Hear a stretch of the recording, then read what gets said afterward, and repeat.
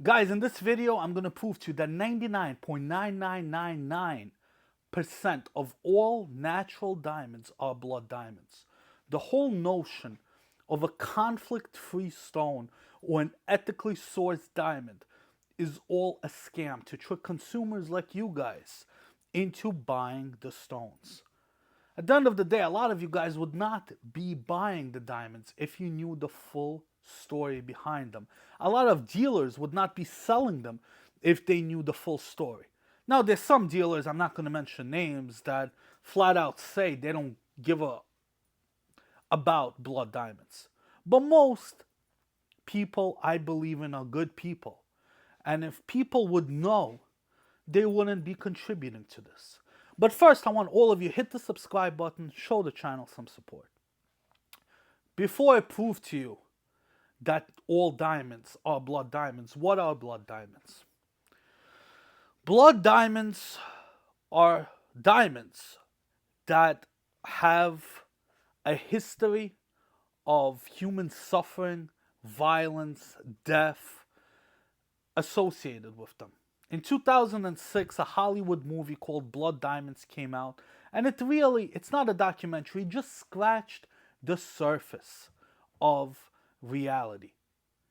It would be too gruesome for Hollywood to show little kids with their legs amputated and all of the other horrors that this shiny rock brought humankind. All of it is perpetrated by greed. Diamonds are worthless. Think about it, how we as a human society first instilled that this rock you need to get married and that this pebble is worth tens, hundreds of thousands of dollars, and then we went halfway across the world and exploited people for financial benefits. It's mind-boggling if you really think about what I'm saying.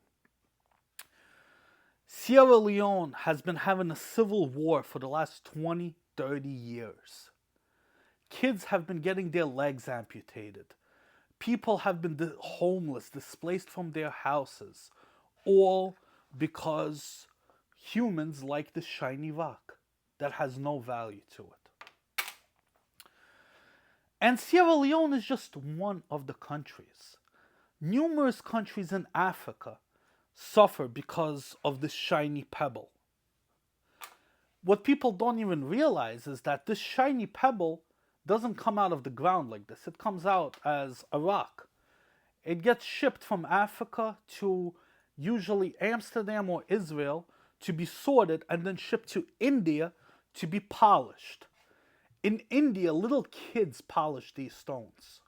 So not only are the people digging them out from the ground suffering, the 10-year-old kids that are wearing shackles, literally shackles, so they get one bathroom break every 3 hours and they have to wear diapers.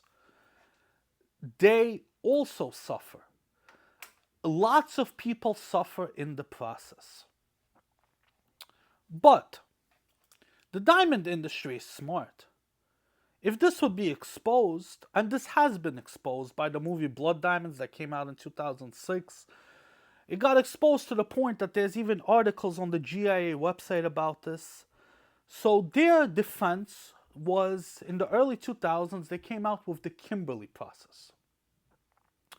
What's the Kimberly Process? The Kimberly Process was a group of diamond dealers got together and they're like, hey, people are going to stop buying our stones because this shit is coming out. You know, it's the 21st century. We can't be exploiting people, and if we are, we can't have others know about it. So some smart guy, and I wasn't there, I'm just assuming, but something along of these lines went. Some smart guy was like, shit, what do we do? Okay, we're going to come up with the Kimberly Process, and we're going to pretend to the people that each stone is traced from the mine to the consumer. There's only about 5 issues that I could name with this Kimberly Process. Number 1 is that it relies on human honesty. And diamond dealers and car dealers are not the most honest people. Number 2, it relies on being able to track each stone from the ground to a store. And it doesn't take into account that a stone changes about 50 hands before it gets from the ground to the stone. It goes from the ground in Africa to a dealer that ships it to a major factory in Africa that ships it to Amsterdam to be sorted as different size and clarity rough stones, that ships it to Israel to be further sorted, that ships it to India to get cut, that ships it back to, then it gets shipped to a dealer in the diamond district that ships it. You know, by the time the stone reaches the consumer, 20 people handled it. On top of it, there's little stones like this. And these stones are cut out from big rocks like this. So who knows where these little stones came from? By the way, in this video, both of these are moissanites. Just so you guys don't comment below. When you're buying a ring, all of these stones are conflict free. How do you know where this little stone came from? You don't know. Which brings me to the following example. In America, every 5-10 years, we have an outbreak of mad cow disease, of these problems with the meat we eat, salmonella outbreaks. In other parts of the world, it doesn't happen so often, even though we have the highest cutting-edge antibiotics that we give to the cows. Why is that? When you buy ground beef from the supermarket, you're not buying, this is not beef from one cow. This is not. There might be 1,000 cows in this package. So cows get slaughtered, thousands of them. They get steaks cut up, sent to different, meat processing places. And then all of the leftovers get grinded up into ground beef. It's all mixed together. So if one cow is sick, everything gets contaminated. That's why when there's those recalls and they find out that one cow was sick, they have to recall every package from every supermarket because it's all cross-contaminated. Same thing with the stones. One stone could be bad. You cannot honestly say that they're all conflict-free stones.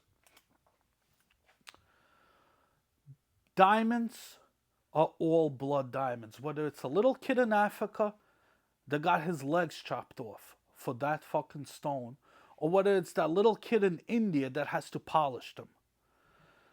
The only possible way it's conflict-free is if you buy, there's certain companies now just coming out, Canada Mark diamonds, they're Canadian diamonds, up in Canada.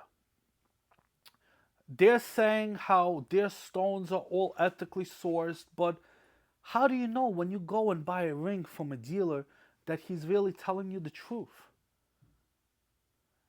That's what brings me to my final point, is that, guys, it's not really worth it. If you have a heart, buy lab diamonds. Don't take the risk with it. Stones carry energy.